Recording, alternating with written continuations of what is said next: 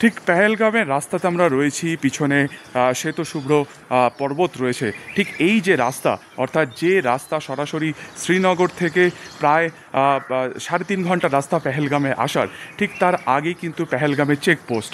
সেখান থেকে সমস্ত পর্যটকদের গাড়িকে গতকাল রাত্রে এখান থেকে বের করে দেওয়া হয়েছিল।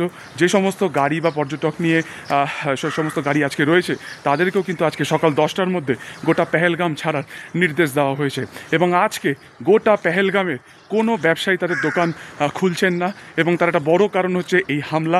এবং কর্তৃপক্ষের তরফে নির্দেশ দেওয়া হয়েছে যতক্ষণ না পরিস্থিতি স্বাভাবিক হচ্ছে ততক্ষণ কিন্তু এই সমস্ত দোকানপাট খোলা যাবে না। এবং এই রাস্তা থেকেই, ঠিক যেখানে আমি দাঁড়িয়ে রয়েছি, এখান থেকে কিন্তু ঘোড়া ভাড়া পাওয়া যায় 2,500 টাকার।